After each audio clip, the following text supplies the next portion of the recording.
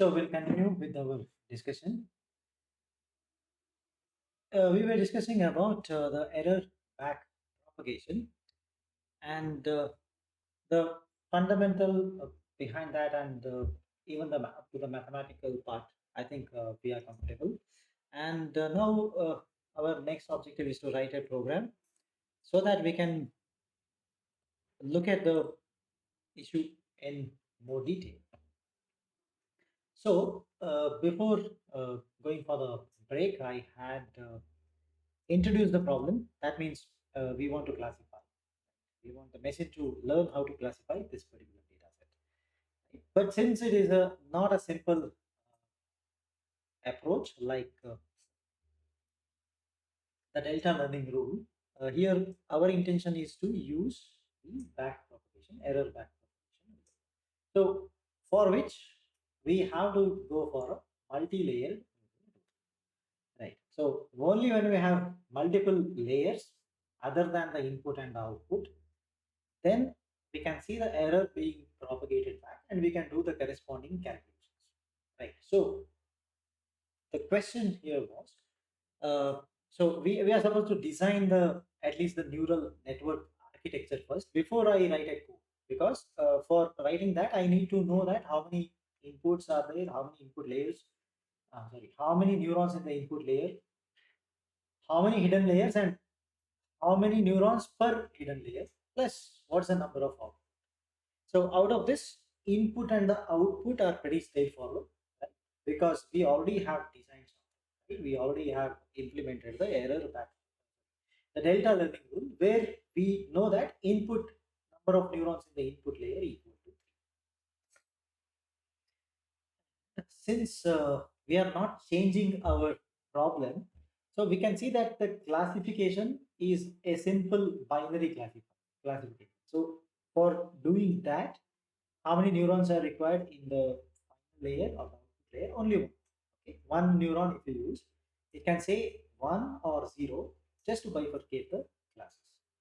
Right. So because of that reason, now so input is clear, output is clear. So from our previous knowledge, much before maybe in the past week, right, when we started the discussion about the CNN, right, we had uh, a particular slide which actually mentioned that we are actually mapping your input into a higher dimensional space, right? I hope you are able to recall that. Okay, so if you are not able to recall, after this class, please go back and refer to that particular material, right, where you have a slide which explains that.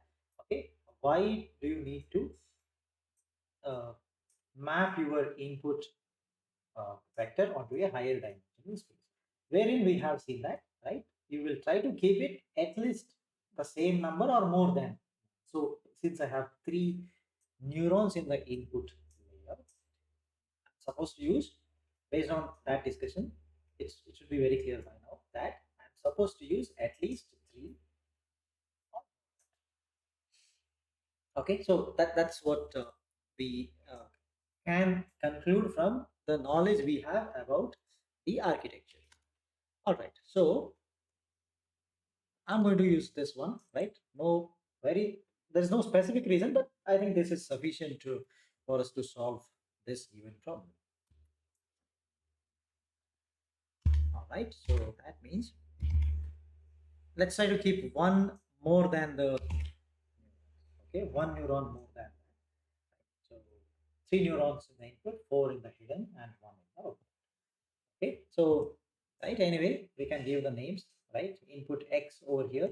So these are the hidden neurons, and there is an output layer which provides you Y, which is equal to 1 or 0, right? So for 1, we will say that this belongs to a specific class. 0, we can say that this belongs to another class. All right, so fine. Let's start the coding then, right? I think we already have. Do we have? Okay, we don't have the function, right? I have to write the function itself. Then we'll write the testing part of the code, right? So because we don't have a EBP, error back propagation algorithm, so let's write that first. Okay, we'll define that. So I'm going to call it as maybe my error back propagation, right? So think that how many weights are required, right? In the sense, not the size of the matrix I'm talking about. So for one layer, the first layer, this is the one which we are talking about. There will be, right, a weight matrix. I'll call that as W1.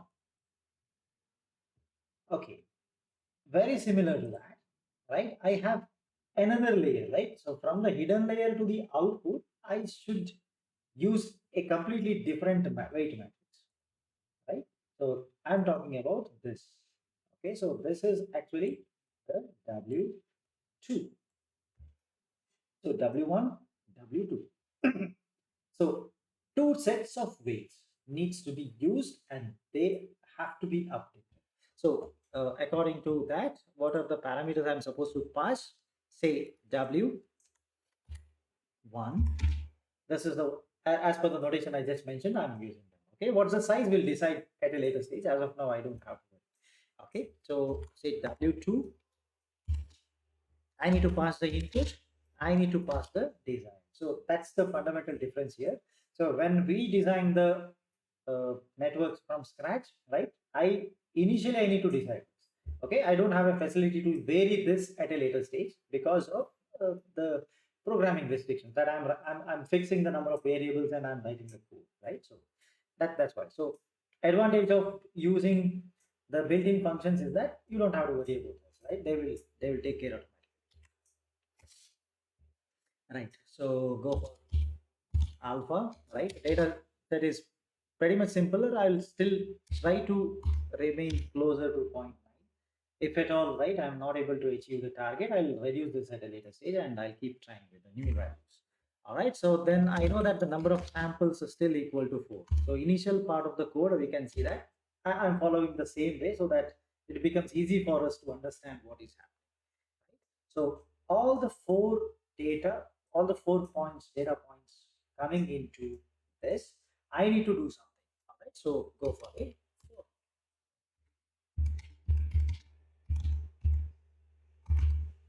For I in the range, say n. So first part still remains same. I have x. Take one row of that, take it as an input, right? And take one component from the d value, right?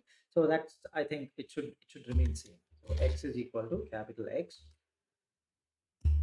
of I comma all the columns, right? And let's say small d should be equal to capital D of I. All right, so that's fine. Now you see, right? Let's consider this diagram. I have a x coming here. This is the small x, right? That small x will be multiplied by the weights to get the partial output of this layer. I'm going to call it as a V1. Okay, V1 passes to the activation function to get Y1. Okay, so that's the convention we use so far, right? In the when we discussed about the mathematical aspects of the error. All right, so now we are in a phase. This phase technically called as forward propagation. In the sense, signal is given and you calculate the output. Okay, so that's what we are looking at right now. So let's write that part. So V1 is equal to, so just understand the notation. I'll try to keep the notations, right, pretty much similar to the one which we have used. All right, so V1 is equal to, it's a multiplication. So NP dot, now you see the difference. Previously we had nothing to worry about the dimensionality, or you don't have to worry about the multiplication because it's a property of number, right? So it says that if dimension is one, like one row, one column, etc., it will not worry about it. But now you see the weight, whatever comes here, is not a one dimension. Right? So previously only 3 inputs were there: W1, W2, W3. So you write it in a horizontal, vertical fashion. NP doesn't care about that. Okay, and X is also a one row, one column. Right? Simple dot product it will take whenever, right? You simply write W star X. But now you need to worry, right? Now you need to be very careful, right? That's why we have to use np.matmul, etc. Right? So previously also I have written the np.matmul because standard way is to do that. But even if you write w star x, right, it will work in the previous case, but not here. Okay, so np dot, let's do the matmul. So first weight, first layer weights denoted by w1 and will be multiplied to that x. Okay, fine. Once I have that, I need to do the activation, right? So I'll call the output of the first hidden layer is y1, right? So v will be the partial output, y will be the output. So first layer denoted by v1 and y1. So that is my sigmoid of say v. So I have this. Now you see we have the y's located over here. So all the y's that you get here, again this will be a vector, right? That corresponds to the outputs of each of the neurons of the first neuron layer. Okay, so what is expected next, that acts like the input. The y is going to act like input, multiply that with the weight, that is w2, to get the partial output, that is v here. So convert the v into the y at a later stage by using the activation function. Okay, so that's the fundamental idea now. So what I do here, I have a y1. From the y1, I get a v. So this is corresponding to the partial output of the next stage, right? So that is np dot the matmul. What is the weight? So weight should be w2, isn't it? And what is the input to this particular layer? So if you see the input, that has to be these values, right? So these values are denoted by the y1s, right, indicating that the first hidden layer, right? So I will pass the y1 to that.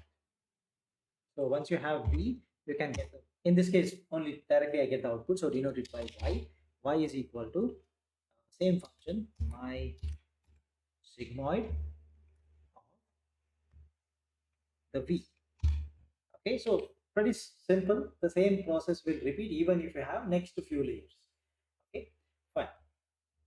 Now once this is done, if you try to recall, first our intention is that at this part I am supposed to calculate the error. So in this case we are not accumulating, so don't have to worry about what happens to the error in the sense if it is negative, or right, is there any tendency to become zero. I don't have to. Okay, if the desired value and the y value match, it becomes zero, otherwise there will be some value. We don't have to. Okay, so the error at this particular location is what we are trying to calculate. So will the equation remain same, right? So I suppose so e error should be equal to the desired value d minus the output which we have here, that is y. Okay, look at the analysis we did. That I have a y, I have a desired value, difference gives you the error. From the error I need to calculate the delta value of that particular node, that particular neuron. So let's start with that. In this case only one, so no delta 1 delta 2 like the example we consider, only one. So that itself is what I am going to call as delta. Let's call it as a delta. So delta is equal to, right, recall the equation, this is y into 1 minus y into error. Okay, again you see previously we simply wrote the equation as it is. Okay, we didn't use the any function over there because, right, the y value was single, one value. Okay, error is also a single value, 1 minus y is also a single. It's like you can even consider like a scalar, right? But now you see we have a difference, right? So the idea is that the y has, right, in this case y is how many, only one, right? In this case I think no problem. Maybe in the next stage we might face a problem, but let me use the conventional method. Whenever we write the program for a bigger neural network, we'll use this notation, we'll use the standard product itself. so that if the dimensions mismatch, if something happens over there, we'll get at least a warning, an error when we run the code, so that we can trace it back where the error is actually occurring. We can trace that. For that reason, right? So we follow the, wherever we are taking a dot product notation, we'll directly use the function itself. Okay. So what is the function? I think it's a np dot, right? Okay. It's a dot product of 3 items. So I'll take a dot product of 2 items first, then I'll take another dot product. Okay, so np dot of, again, np dot. So first I'm passing y here, so this is the y, and the second function will be, it's like 1 minus y. This is done, right? This is an answer. With this I should multiply by e. Okay, so that's why I'm writing this. In this case, since we have only one single node here, even if this is going to work, even if you simply write y into 1 minus y into this. Okay, fine. Then once I have that value, right, you see you have a delta. If you have a delta, can you calculate the e values of the previous stage, the errors of the previous stage? I will call it as E1 because I have one layer. That's the first hidden layer. So I can calculate E1. So how do you do that? Just try to recall. If anybody remembers, please give me the answer here. You can type or you can orally give me the answer. So what is the equation I'm supposed to use to calculate the errors of the previous layer? Because I have the delta value of the output layer. So let's try to remember. Here I have a delta value, right? I need to calculate the e's of these layers, E1. The whole matrix is what I'm going to call as E1, which has 4 components. How do you do that? What is the equation? Just remember the equation and give me the equation. It's better to tell instead of typing. Please go ahead. If you remember, tell me that.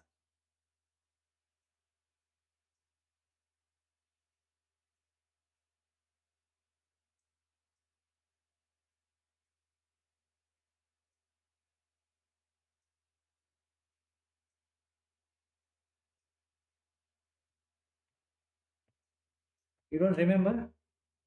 It's okay. No. So weights multiplied by delta. Yeah, you have to multiply by weight, right? Weight weight matrix multiplied by delta. Correct. But what's important in that step? What equation you need to apply? Weight is correct, but is it just weight, or maybe you have to go to this part once? You see, it is W. Yes, the weight matrix. Weight matrix. Weight matrix. Yes. You need to transpose. Transpose. Yes. Yes. Okay, yes. that is important. Correct. Right answer. Right. So we use the weight into the delta values. The result will be the errors corresponding to the previous year. But right, important point is this, right? You need to take the transpose of that. So we'll do the same thing now. I'm going to use this equation itself.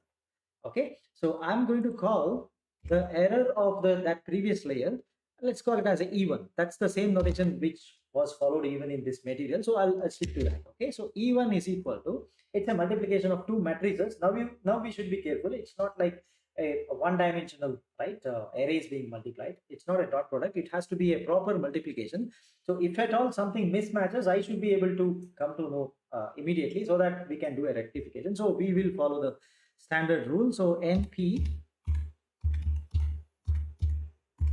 matmul, all right, multiplication of W2, right? W2 is the final layers, that is the weight corresponding to the final output layer, right? So that's what is W2. Take a transpose. All right, so W2 transpose delta. So take a product of this, you get E1. Okay, what should be the next procedure? Can anybody suggest what we are going to do next? Anyway, I got a delta. So whatever you did earlier should be repeated. So what is that step? I want someone to answer that. What will be the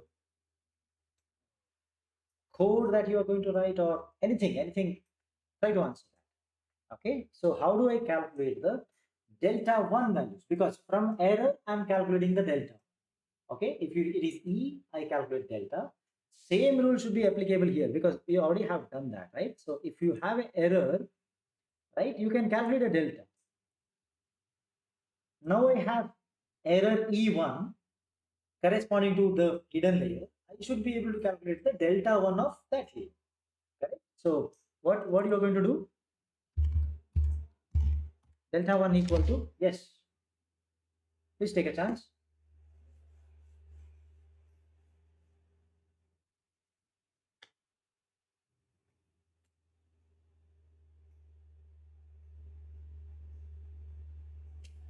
You can refer back if you want. I will show you.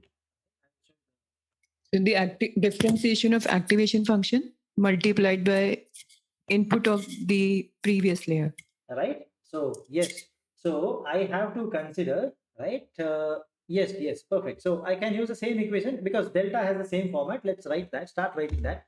It's np dot, it's a dot product, right? I'm going to use three terms, right?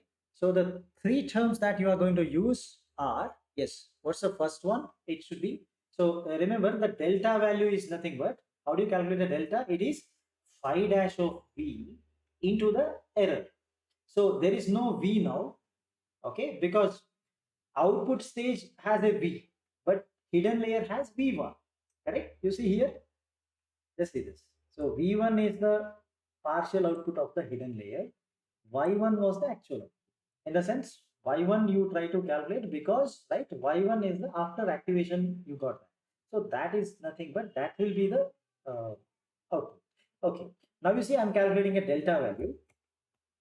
So for delta value, you can refer. I can. It should be. You should be very clear with this. Yeah. So delta 1 is equal to, if you want to calculate, that is phi dash of v1 into error e1, right? So this equation we are trying to write. So how do you write phi dash of v1? I know, right? Phi dash of, if at all you want to try to write that, that will be, it's a y1. Okay, so np dot, okay, I should take two dot products. So once again, np dot, right? The first term will be y1. Just look at the previous equation, just two lines before that you have this. I'm writing same thing, but it's not y, it will be y1. Okay, because the output of that layer which I'm talking is y1. Comma, it should be 1 minus y1. So this is y1 into 1 minus y1 gives you the phi dash into the error, right? So phi dash into error corresponding to this layer is just now we have calculated, that is e1. All right. So any doubt with this? It's actually the exact replica of my previous delta calculation, but values are substituted according to the particular layer which we are. Okay. So once you have this delta 1, what should be the next step?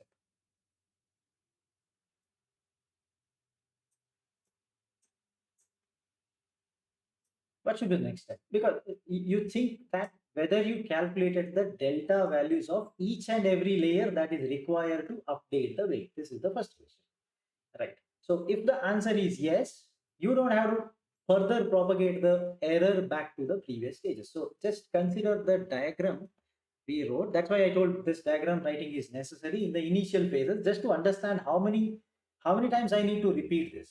Now you see, right? What the delta rule says that if you know the delta value of this stage, I can calculate and update the weights corresponding to the input of that stage. Now you see, I have calculated delta here, right? It's readily available, so I can actually update these weights. Fine. Now you see, do you know the delta values of these? Yes, because just now we wrote an equation inside this that says delta 1. Correct? So that delta 1 corresponds to, yeah.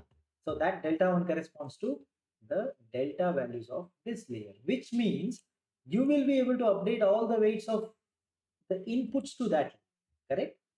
Is it sufficient? Do you need any more delta to be calculated? Do you need something related to this? No, because it is input, right? There is no calculation happening. So that means this is sufficient. I should stop.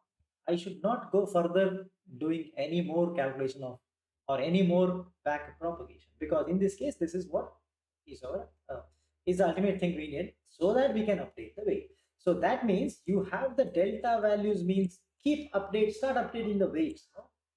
You can update the weight. So let's go for the weight updation. All right. So after this delta 1, I can directly go to the DW1. Let me say change in the weight of this stage.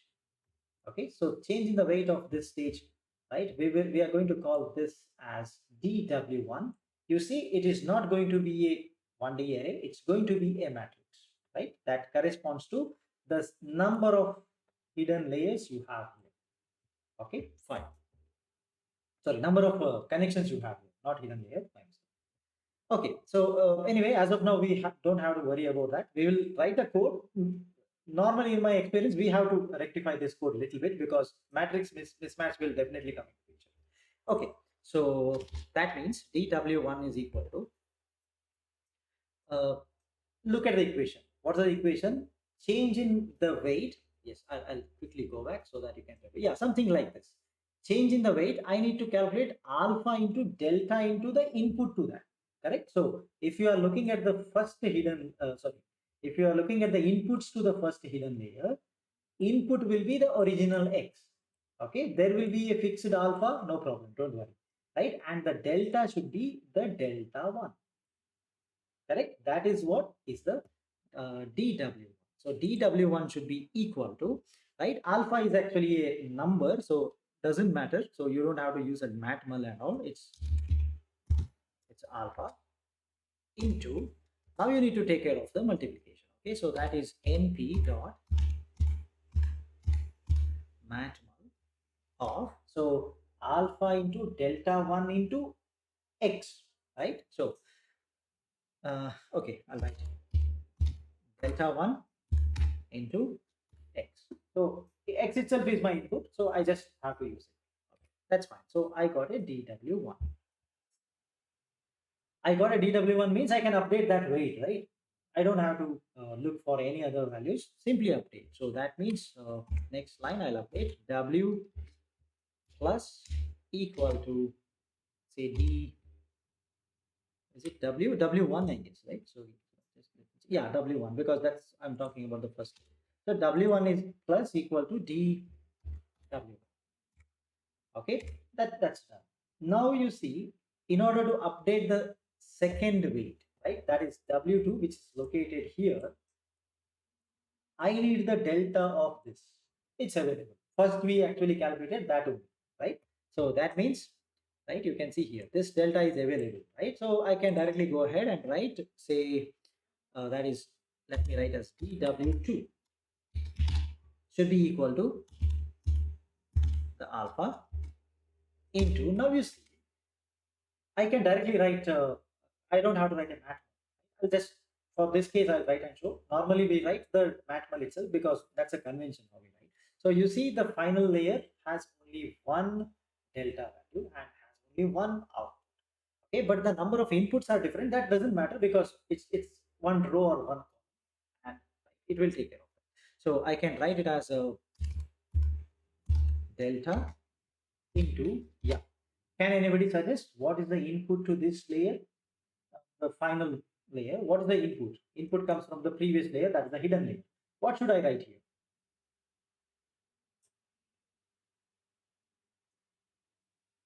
V1. The V1. V1 is before activation. So we look at the proper input. So it is Y. Okay, you are close to that. Okay. Oh, right? Yes, Y1. Yes, Y1. So we'll write a Y1. Okay. Yeah, we have this change in the weight for the second thing, dw2. So directly update w2. So w2 plus equals to dw2. All right. Once it is done, I need to, yeah, enter the for loop. After this, let me return something. What I'm supposed to return, w1, w2. Those are the updated weights, and we know that yes, we have a good support in Python. It can return multiple parameters. All right, fine. So I think. So, sir, I have two questions. Yes, please. One is that for calculate the second weight, we are why we're not using NP multiplication effort. Okay. So it's nothing to do with the mathematics over there. It's actually the Pythonic way. Okay, Python in the NumPy, if you have NumPy. single row and single element multiplication, you don't have to use a mathmal. It's actually dot product. It gets the single number like delta Yes, is a single number. Y1 is a single vector. This gets multiplied to each one, right? You don't have to use a math. Even if you use mathmal, same result. I just want to show you that. That's why I have not written. But conventional way is that you should write that. Okay. I just want to show that this works. So I have not written. And why is alpha value is 0.9? So if you remember yesterday, I tried to answer that question. I'll answer that. No issue. So Actually, I not attended yesterday. Sorry. Actually, I have not attended yesterday class. Might we have I'll answer. Okay, so normally, from if you use the references and if you study that, they say that alpha is normally kept a smaller value, but any value between 0 and 1 is fine. Okay, that's what references say. Even if you refer any textbooks of neural network, that's what you find. Even in the Simon Hatkin neural network book, you will find the similar answers. But in my experience, by doing different types of projects, what I have understood is that if at all your data set is simple, for example, this case, you see only 4 data points here. Machine has to learn how to classify only those 4. Yes. Definitely, it means you are not going to give any new data point for that because restricted, only 4 numbers it has to understand. So you see the problem is simple, not complex. So when I say complex problem, I'm referring to the problems where you are trying to teach the machine how to classify thousands of categories of data set, or right, I have maybe simple case like 2 cases, dog and cat, but each class has thousand images and so of high quality image, etc. Wherein you see machine has to understand more. Okay, there is a steep learning curve for machine in that case compared to this case. In such cases, what you are supposed to do, you have to give a smaller learning value. So alpha value should be given smaller. Right? Again, this is an observation. I cannot prove that by doing some mathematics. Okay, so just an observation. Right. So when you have such problems to be solved by this machine, it is expected that if you give a bigger value of alpha, it's not going to learn quickly. Okay, or most of the time it will not learn. This is what I use. So in such cases, keep the alpha value small. 0.15, 0.1, 0.01, 0.05 will work. Okay, but when this alpha value becomes very less, number of iterations will go, right, become larger and larger, right? There has to be a balance.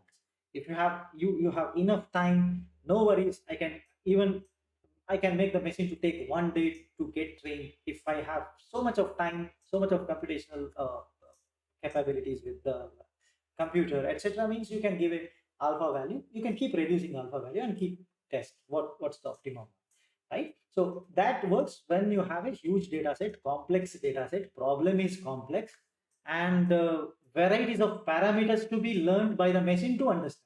Means it's a huge network. If that is the case, yes.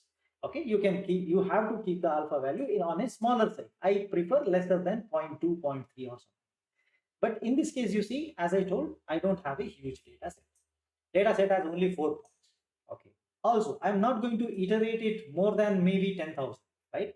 10,000 will be done in the instant of time. It's not going to wait much. Maybe 1 or 2 seconds, it will give you the answer. So it's an easier problem, basically. So whenever you have such case, right, if you keep alpha lesser, maybe again you need to increase the number of iterations to come to your required target. Like I'm expecting at least like answer coming closer to 1 if it is 1, answer coming closer to 0 if it is 0. If I'm expecting that, then you cannot keep it very small. It will take some time. You may need more iterations. Instead of 10,000, it may become 1 lakh, 2 lakh, 5 lakh or something. Okay, so just to balance that, we have to use it. So in my experience, I observed that yesterday also I have proved the same thing, right? There was a question raised like this, right? And I told we'll try with this value. My knowledge says that we can keep 0.9 and we'll get the accurate answer. And that's what we have proved. Again, today also we'll be able to see that, right? What happens, we'll test. So in my knowledge, 0.9 should work fine. Okay. So because the data set is simpler and no many parameters to learn, only 2 values, right? So 0, 0, 0, 1, sorry, 3 values, 0, 0, 1, 0, 1, 0, something. Only those numbers are there to be studied by the machine, right? So for that reason, you keep a higher value of alpha will also work. Okay, number of iterations are less. Okay, sir. Sure. Yes. Any doubt with respect to this? The code we have written. Okay. Meanwhile, I'll just try to run this. Normally, syntax is right means this will not give you any error as of now. Yeah, it's because when you see this, it looks fine. But in my knowledge, I'm going to get some error when I run the actual code. That's the next part which we are getting. When you give the input, etc. So over here, normally I expect some mismatch with the matrices. All right. Okay, we'll try to track it down.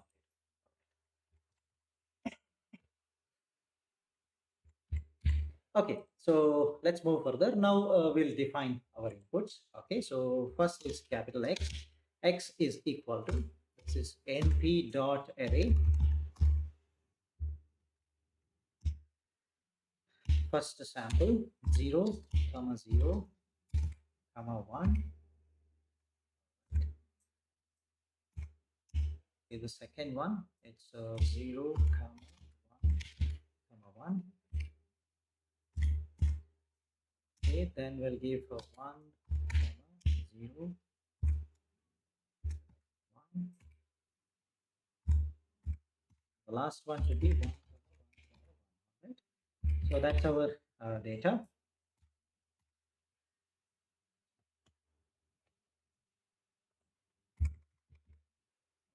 So the next I'm going to give the D value.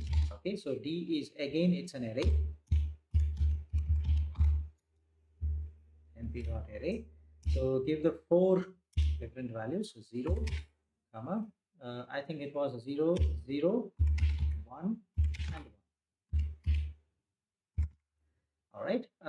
Yes. So now as you see, we need 2 weights, W1, W2. So let's define them first. W1 is equal to, now actually there is no restriction. Definitely you can use completely different set of weights for W1 and a completely different set of.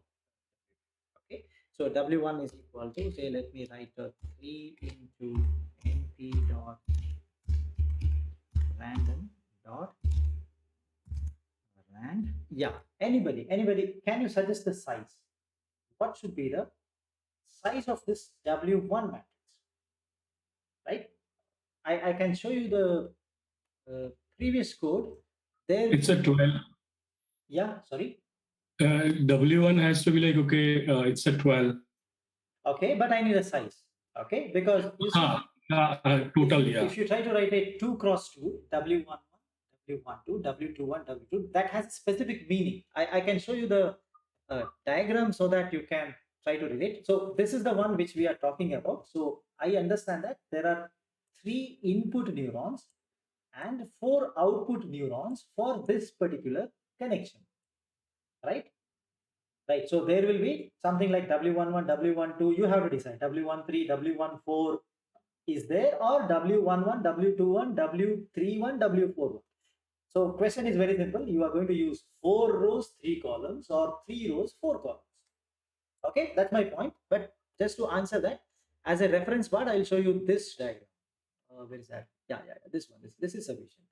Okay, or where we wrote the matrix directly. Yes. So in this case, 2 inputs, 2 outputs over here, right? 2 inputs, 2 So outputs. 3 by 4. Yeah. So what is the answer we are expecting? 3 by 4. 3 by 4. Okay. So 3 by 4 means you have 3 rows, 4 columns. Okay. So your notations will be W11, W12, W13, W14. Correct? Row wise. If I read the first row, that's what it's going to be. Correct? Okay. Now you need to think about, use this particular, what you call, this particular diagram and the matrix written below that to verify your answer. Just try to verify. It may be right, it may be wrong. We'll come to that later.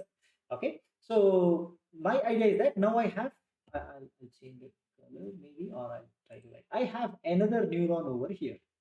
Okay, so I have a x3 also giving to this. That's one point. And here I'm going to use, right, 2 more neurons. Correct. So anyway, I'll not write the connections. It will make Yeah, actually, we said like it has to be 4 rows, 3 columns as per the notation here. correct. According to this notation, you have to get how many? 4 rows, 3 columns. 4 rows, 3 columns. 4 rows, 3. So number 12 will identify instantaneously, but decision of how many rows, how many columns. Anyway, now it may you may feel that it's slightly on a difficult side, but anyway, there is a general rule. We'll simply follow that. We'll never look at this when we write the code.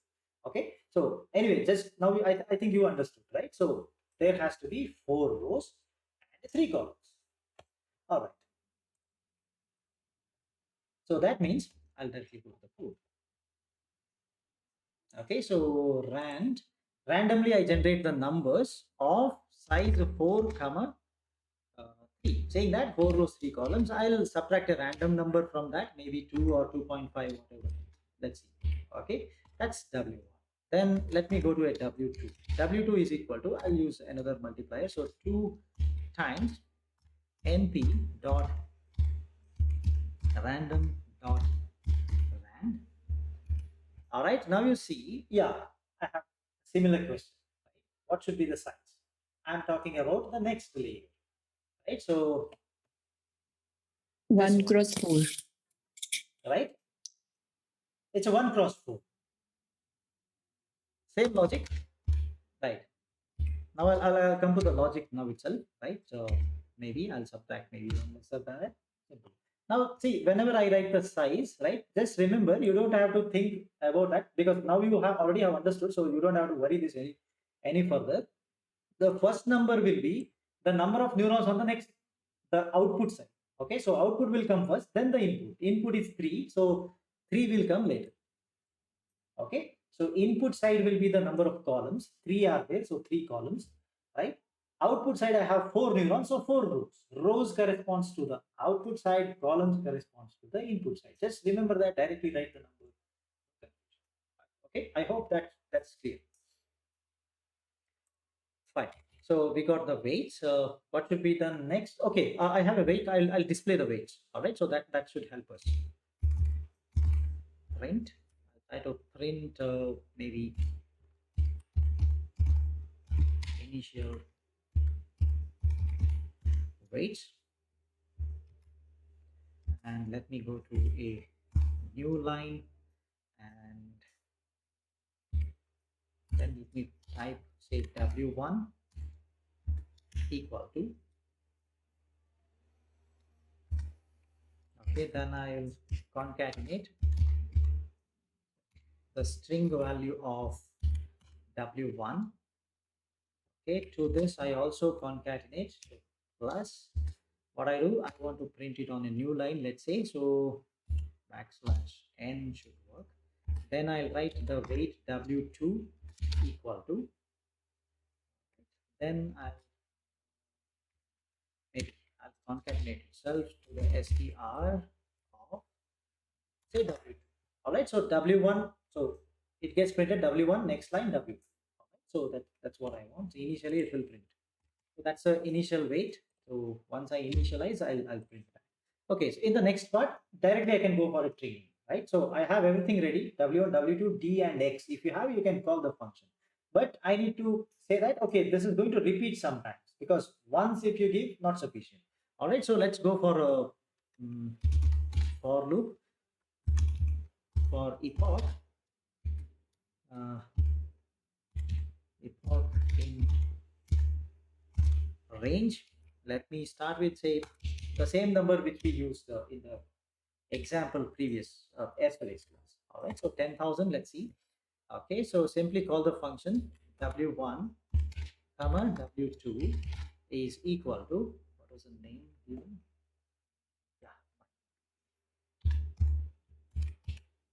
Error back propagation. Pass the parameters W1, W2.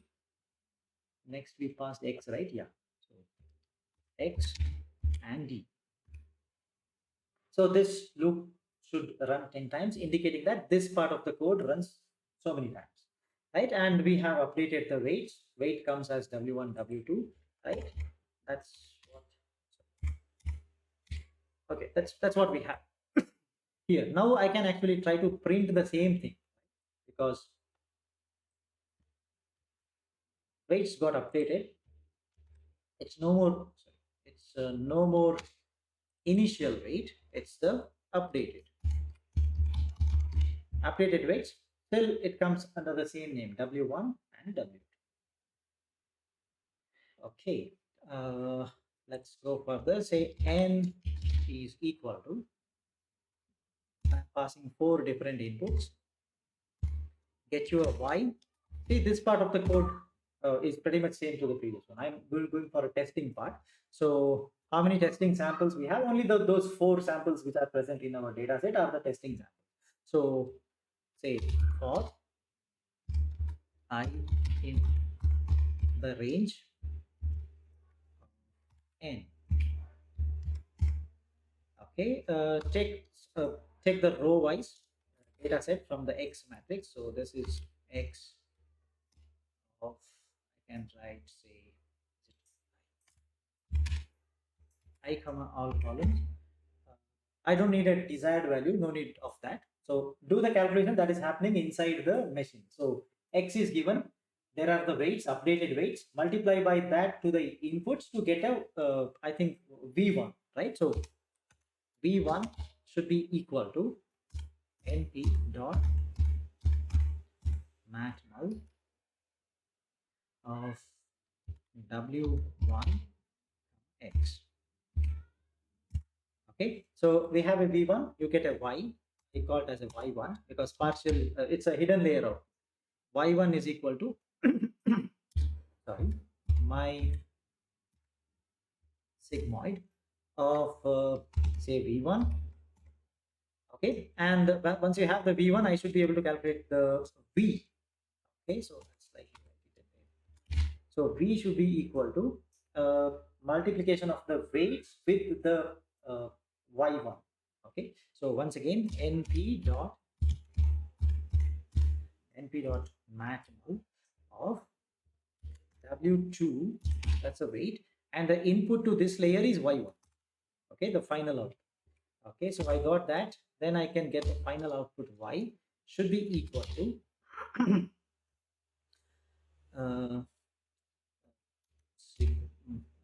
my sigmoid, right? My sigmoid of V.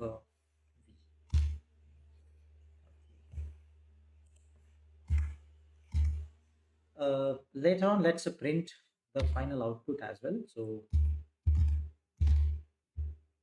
print I equals to plus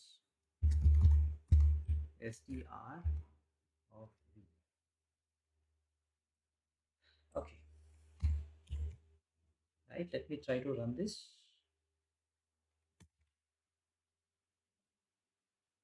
So I think there is okay V1.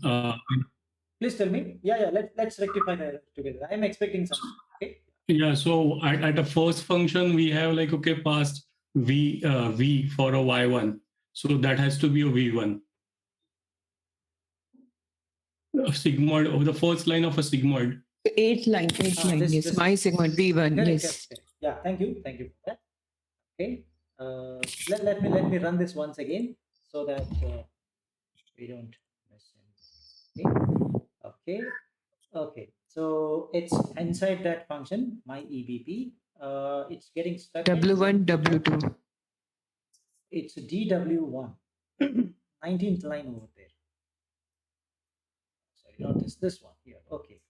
So it means I have some issues with the matrix assignment. Yes. So yes, it's a normal issue. All right. So we normally face it. So one suggestion that I can give here, whenever you face these kind of issues in the inside, because it delta 1 is size is 3 cross 1. Okay, so one thing is that you see we are writing initial values of the matrices. They are actually considered to be the lists.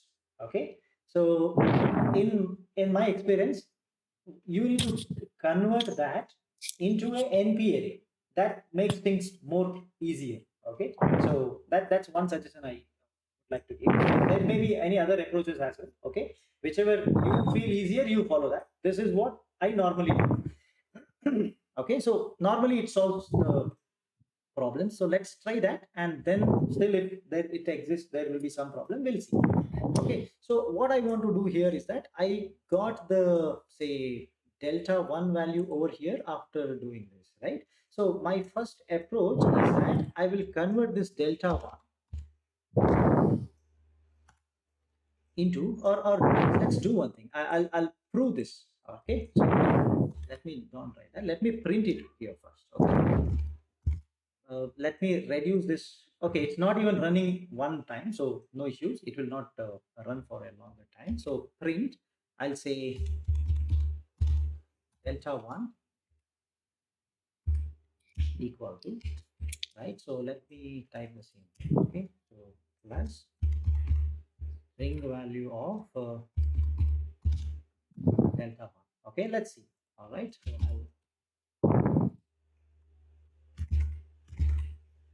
so we can see that, see the delta value is actually, it's not a any array, or it's a simple list. So that's what happens normally. So that's what I meant when I said I have to convert wherever I find an array. Normally I convert that into numpy. Normally sometimes it gets solved there itself, because right, the lists and arrays are actually completely different when it comes to the numpy.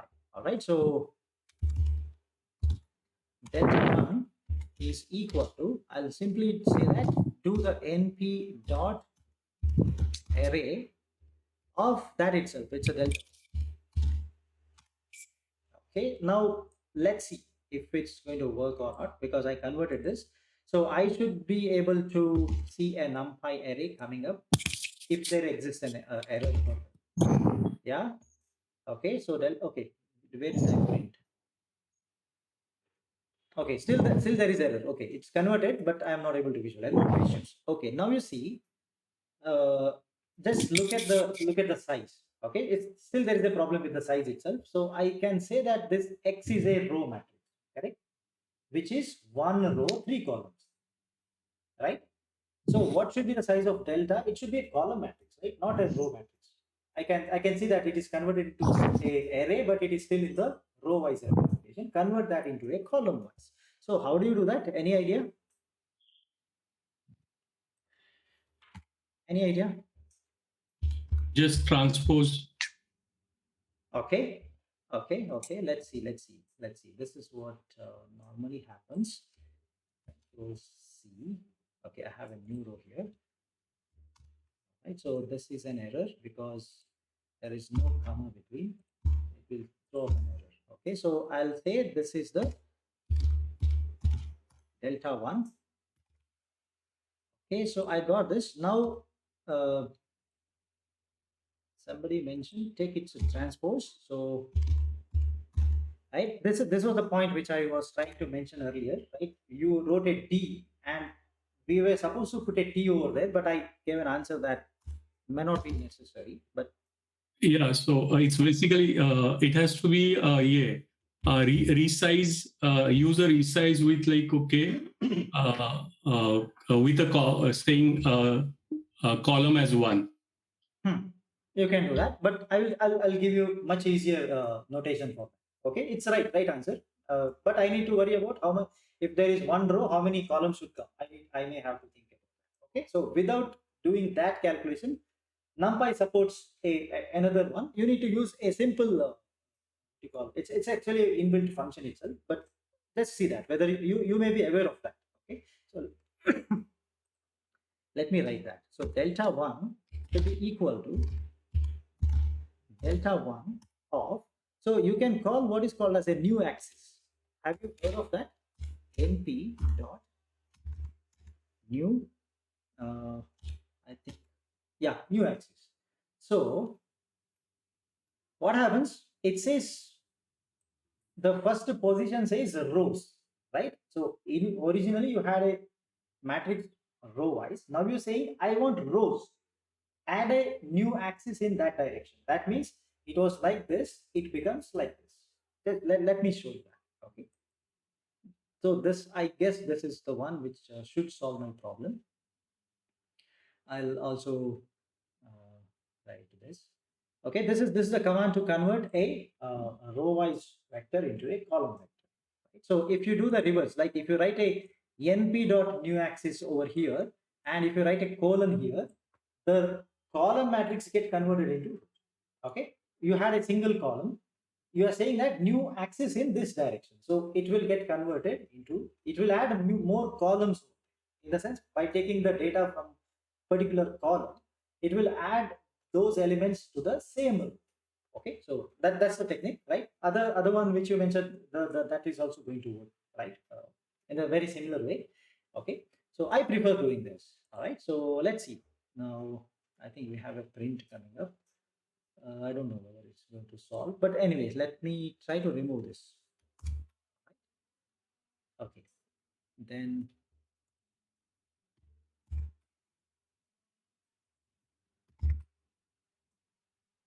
oh, we are still stuck at there. How is it? Delta 1.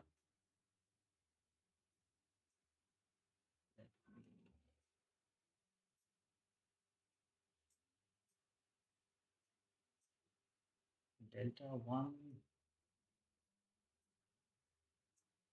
This is np dot array, np dot.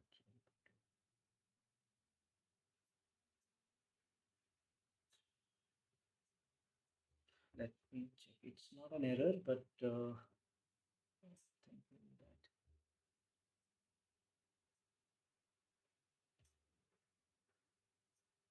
w1 alpha np dot matmul delta 1 x w1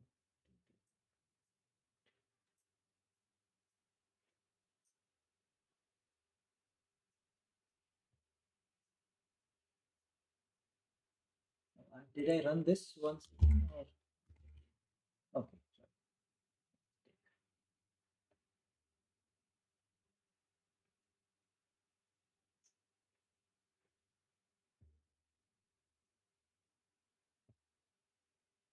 Let's quickly go through the code again. Sorry, maybe something we missed. Let me just say w1 w2 xp, alpha is there, n is there. This fine, this is fine. w1x v1, okay, v w2 y1 sigma of v. Error is calculated, normal function delta is also the same one, np dot y 1 minus y e. Okay, calculate error 1, np dot matmul w2 transpose into delta. So delta 1 should be np dot y1 comma 1 minus y1 into e1. Okay, looks pretty much fine. So delta 1 is equal to np dot array of delta 1 gets converted into np array. So delta 1 is equal to delta 1 of all the columns comma np dot new axis. Oh, okay. X is also, sorry, I missed it. My mistake. It's a simple error. Sorry. Okay. X also should be converted. Okay. Because if you look at the size of X, I think we will come to know what's the problem here. Let X is not inside, is it? Okay, that's the problem. Okay, let me write. So let me say take a value of X now. So X of say first row, all the column. Okay, let me see this. Let me run this. Yeah, you get a value. Now let me say size or dot size also should work. Let's check this. Okay, size of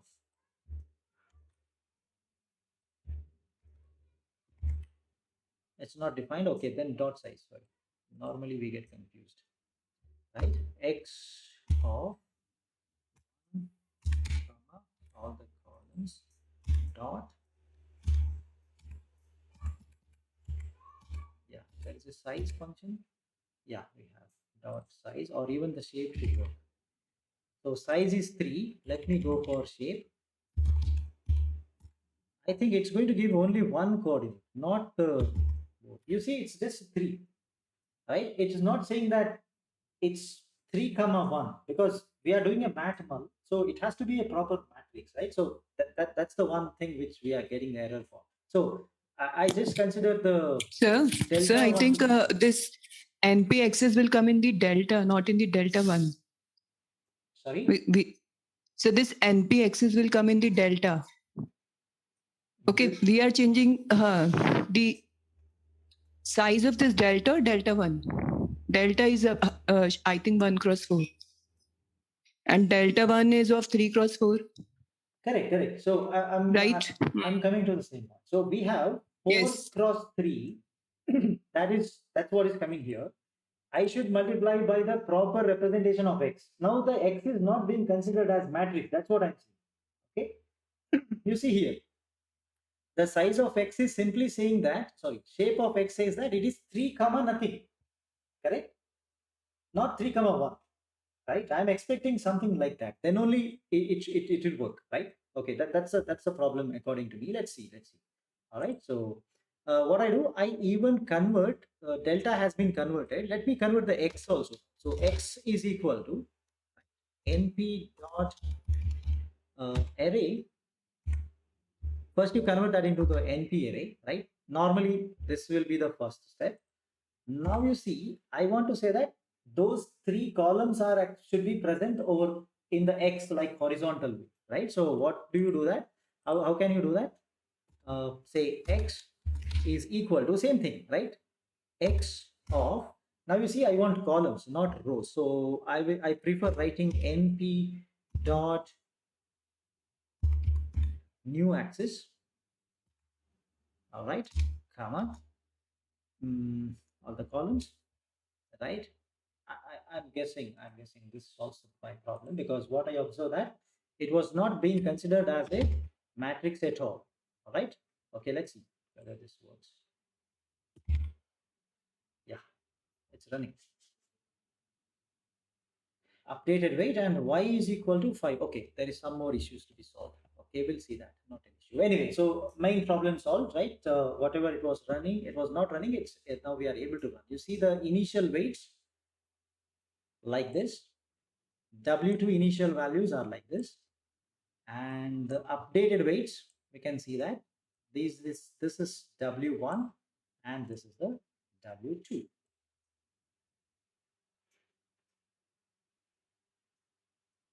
Okay, so fine. Let's check with this. So that y is not coming in a matrix format. That means I should change this. Okay, so this should be np dot concatenate. I guess yes, np dot concatenate. I have defined a y here. I have not been using that. So that's the problem. So call this my mistake.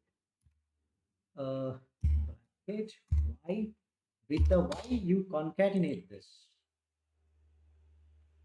Okay, so close this and this. Okay, that should solve my problem of this. I'm giving 10,000 pounds. Okay, let's see. Where is that? My mistake. This is not required. Okay, this is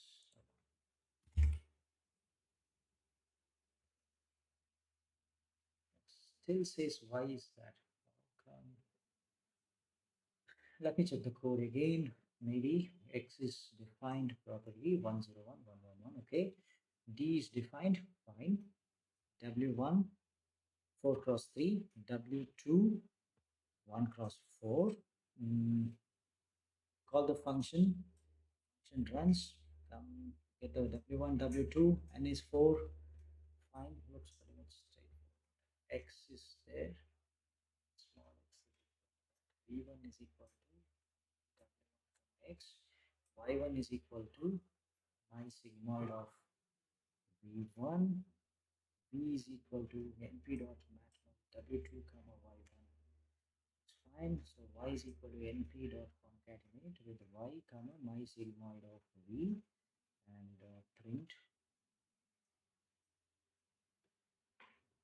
No, it's expecting an output here. let's run the previous one and then come back. Maybe that is what I'm expecting.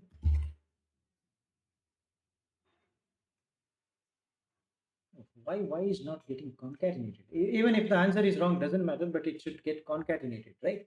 Because I'm saying that I have a y over there. To that y, whatever y values you get, you keep concatenating that, right? That's what I mean here. Is there any syntax error? No, doesn't look like that. So it's y sigmoid of v.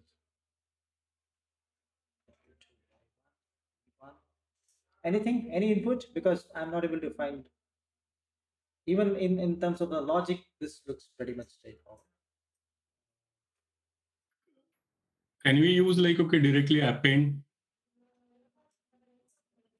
Yeah, append should work. Okay, but normally I'm expecting one below the other, so I just use concatenate. By default, concatenate will do that, but definitely, yes. So you can simply call y dot append, right?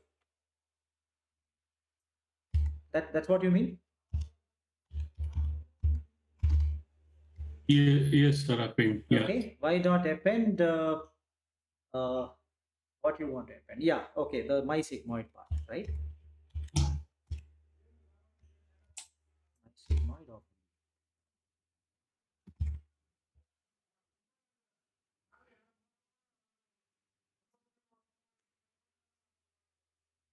no, it's still the same.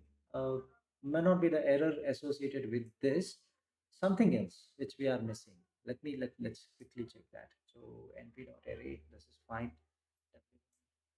W1 is defined properly. Yes, random 1 4. W1 W2 xd and is in the range, x is given.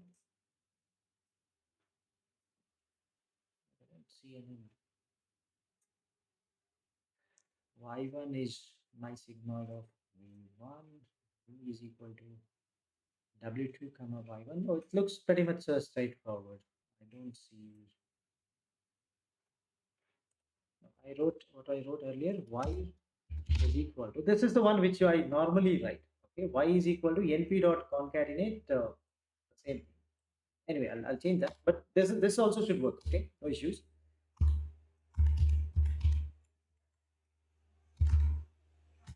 Np dot concatenate of y comma my sigmoid of v. All right.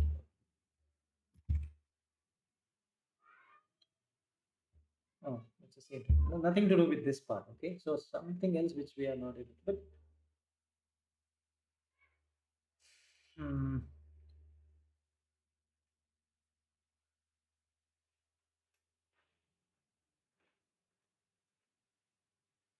Okay, let's check. W1. Actually, sir, for a D, like, okay, input 31, where like, okay, the line number 6. Do we need to do like, okay, you did say that like, okay, we don't need a transpose there. It's like, okay, coming as a row, but should we try that, saying that if we do a T and then. Okay, let's try that. Okay, no, still it's the same. It has nothing to do with that, I guess. I think our main function that my EBS needs to be reviewed once again. Yes. But as you can see here, anyway, our objective was to update the weight. Whatever you format, you give weight, it should get updated and come. If the weight updation is wrong, you don't get the desired output. Okay, yes, so you can see here W1 size, and this is the returned W1. It matches. So you got back. You give some W, you get back the W. It's there. You see, you give some W2, and you get back the W2. So, right, you are getting the same. No issues with that. According to me, that is running fine. Yeah. Maybe a logical error exists in the updation of weight. That we'll see. We have to see later. Once we see the Y proper. If I see the Y 4 points, I can see, because it's not coming in that way, because highest value what I'm expecting is like just 1. It should be lesser than 1, 0 to 1. I'm getting a 5 here, so that indicates, that hints something else. There is a V here, right? This is my mistake. You see here? right? Print part is different. Actually, it is working. Yeah, it is working. Sorry, it's a simple error. See, I typed to be here. That's my mistake. Sorry about that. Yeah. Okay.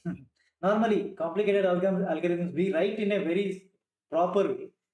Printing mistakes will lead like this. Okay, you see it's working, right? So you see 0, 0, 1, 1. So this is 0, this is 0, 1, 1.